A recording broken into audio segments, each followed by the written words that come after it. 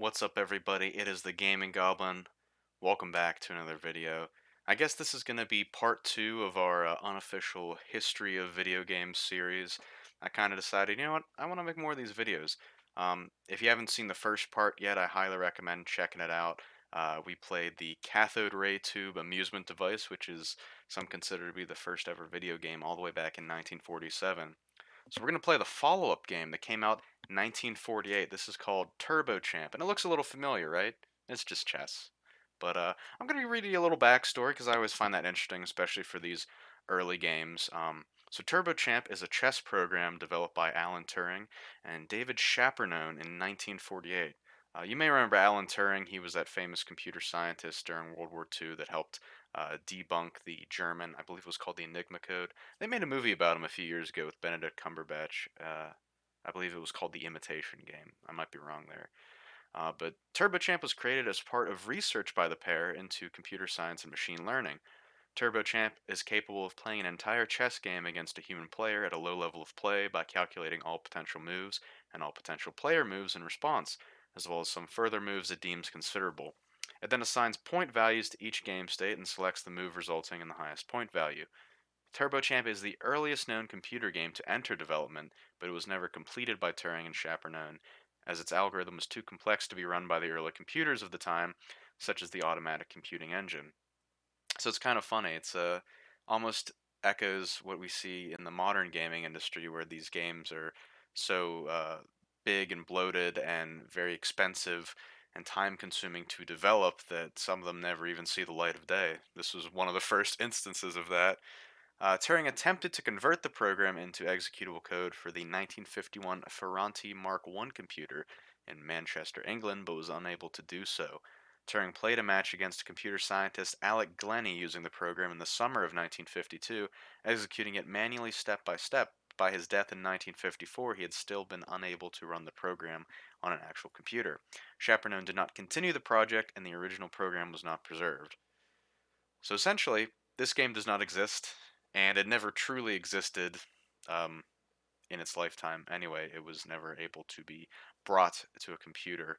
But thankfully, wonderful people on the internet have created a simulation of this, and we're probably going to see a lot of simulations of early video games as we continue this series. I'll put the link to the one that I'm using in the description of this video if you want to check it out yourself. It's just chess, and I'll be honest with you, I don't I haven't played chess in a long ass time, so I'm probably gonna suck at this. But it's gonna be more of a demonstration of what Turbo Champ would have looked like. If Alan Turing were alive today, he'd be like, "Oh, that's what I wanted to do." Yeah, totally. So here we go. They put a little insert of Alan Turing here. Says, "How about a nice game of chess?" Okay. So do I play or is it just the computer playing? I'll hit this button here. Play computer move for current. Okay. Oh, so he's playing Pawn from white. e2 to e4. Oh, oh, he's talking. Do I just Pawn from e7 to e6. Oh, okay.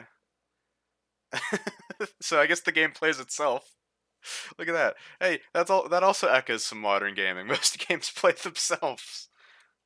Knight from b1 to c3. So let's see who wins this match. I'm gonna go with. White went first. I'm gonna say let's. I think White's gonna win. Let's play it out. Knight from b8 to c6. Pawn from d2 to d4. Pawn from h7 to h5. The outcome is Foggier than Phileas Fogg. Pawn from h2 to h4. He's got all kinds of quips. He's quipping. Pawn from d7 to d5. Is he a modern writer? Is he just quipping all the time? Is he putting Marvel dialogue in my chess game? Bishop from c1 to g5. Knight from g8 to f6. You know, it's funny. I just watched the first Harry Potter movie pretty recently, and there was that scene where they all play wizard's chess, and the pieces are huge, and Ron sits on one of the knights and rides it like a horse, and he's like, "Knight to e3." This kind of reminded me of that. Pawn from e4 to e5. I hope this computer voice isn't too loud. It's like the exact same audio level as my microphone right now. All right, let's mash through here. I'm kind of glad that I don't have to. Bishop from c8 to d7. I'm kind of glad that I don't actually have to play the chess myself because I would probably just embarrass myself. Rook from h1 to h3. Pawn from a7 to a5.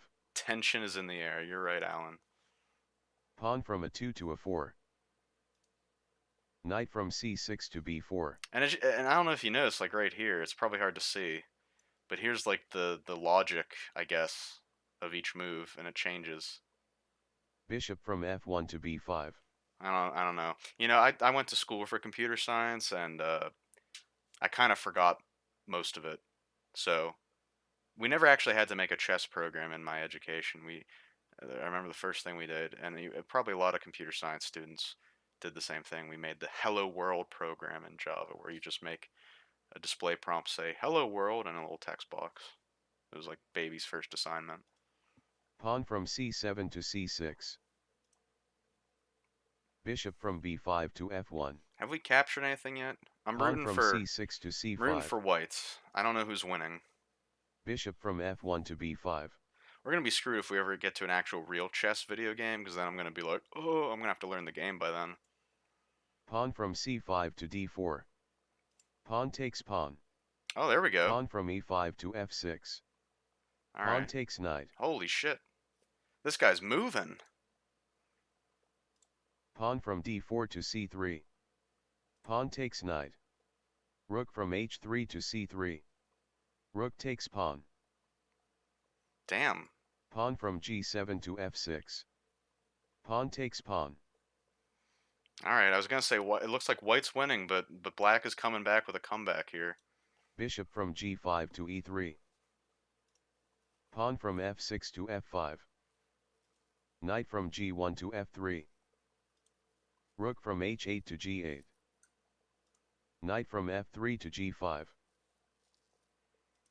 Rook from g8 to h8. Bishop from b5 to f1. I never knew whenever I played chess when I was younger, like the grid system. That's like how all the professionals play. Everything's laid out in like A1 or B1 or H8, you know. And that's what they also did in Harry Potter. They were like, oh, knight to E7 and things like that. And I never played it like that before. But now that like you hear it, every time you see people playing chess, you're gonna see that now. People using the grid system. It's probably the professional way to do it. I mean, it lets others know that you know your stuff if you memorize the grid. Now the question is, are these the letters or are these the letters? Which one's letters and which one's numbers? Is it width or height? You know. Rook from 8 to c8. Pawn from g2 to g3. I think the highlight of this game is his little quips here. That looks George to me. Was Alan Turing British? I don't Queen remember. from d8 to f6. I mean, he was played by Benedict Cumberbatch, and he's British, so I can only assume that he's British. Rook from a1 to a3. Queen from f6 to e5. Now, it's possible this program may break and we could just get locked in a stalemate. In that case, this might be one of my longest videos on the channel. Pawn from f2 to f4. This game is as unpredictable as the English weather. Queen from e5 to f6. King from e1 to f2. Oh shit, our king's moving now. He's gonna put himself in danger. Pawn from e6 to e5. I saw today that some British news outlet put out a statement. It's like, King Charles is not dead. Don't worry. He's doing this right now. He's leaving the back row and he's wandering around. They can't get a hold of him. Bishop from f1 to e2. Pawn from d5 to d4. This game is as balanced as a good cup of tea. Okay, Alan Turing is definitely British. I don't even need to look it up now. Bishop from e3 to d4. A good fucking cup of Bishop tea. takes pawn. Oh, bishop takes pawn. Pawn from e5 to d4. Pawn takes bishop. I hope Bishop from e2 to h5. Bishop takes pawn. I'm trying to talk here and the fucking program keeps interrupting me. I hope you guys are taking notes. This is going to be on the test. Pawn from d4 to c3. Pawn takes rook. It looks like black is making a comeback here. They have a good headway into our back line. Bishop from h5 to f7.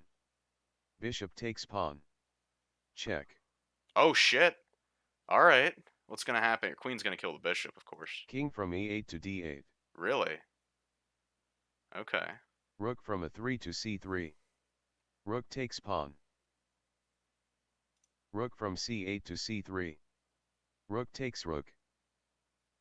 Pawn from b2 to c3. Pawn takes rook. Queen from f6 to c3. Why? Queen takes pawn. Why is the queen not going for the bishop there? Bishop from f7 to b3.